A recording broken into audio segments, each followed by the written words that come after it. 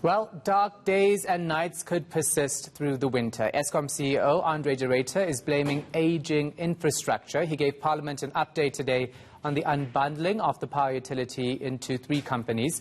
Lindsay Dentlinger has been following those proceedings for us. She joins us now live from Cape Town. So what will it take to end load shedding?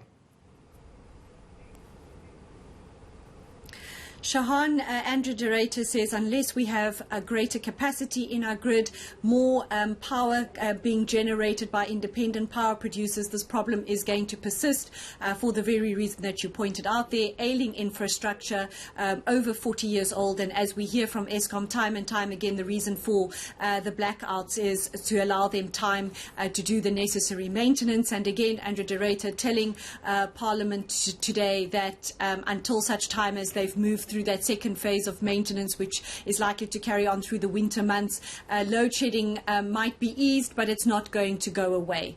So unfortunately, Shahan, no quick answers to that question. The bottom line is that there simply isn't enough electricity being generated to allow the power utility to put some of its power stations, give it some downtime so that they can do the necessary maintenance.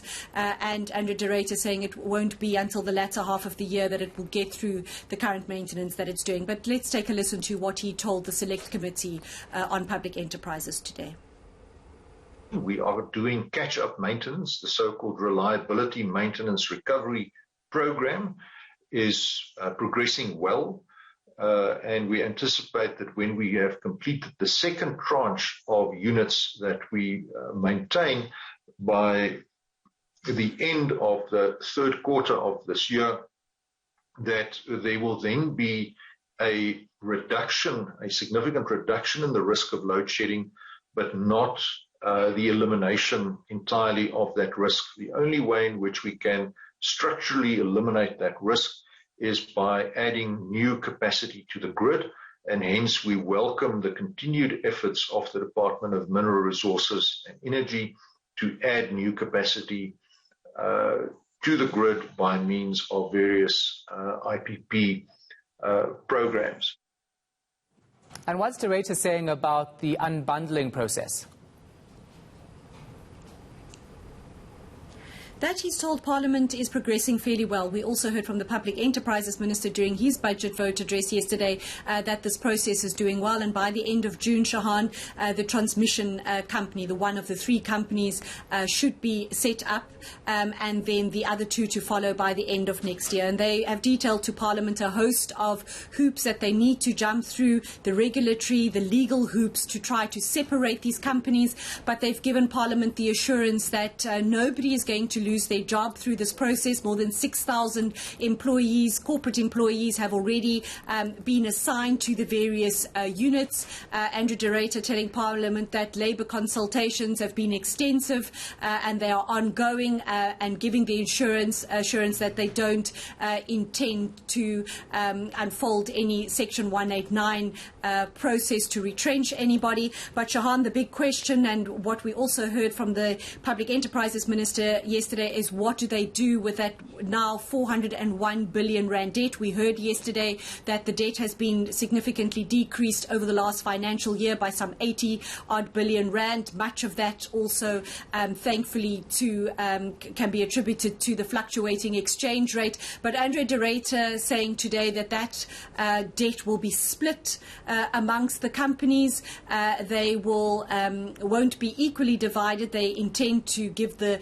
greater share of the debt to the generation company. But Andrew Ruyter says they need to step very carefully here, because they don't want to, by separating the debt across the units, trigger any immediate default of that debt. So they want to be very careful about that. And then they also have some 4,000 commercial contracts across the business, which they then have to renegotiate as they divvy them up amongst the 3 entities. But here's the CEO again as to what they intend to do with that debt.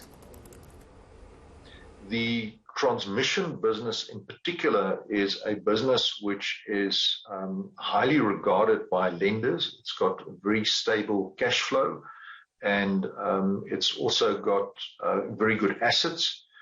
And we therefore would anticipate that the debt capacity of the transmission business would be very attractive to lenders and would also be of a lower risk than the generation business, for example, just in the nature of the business that the transmission entity engages in.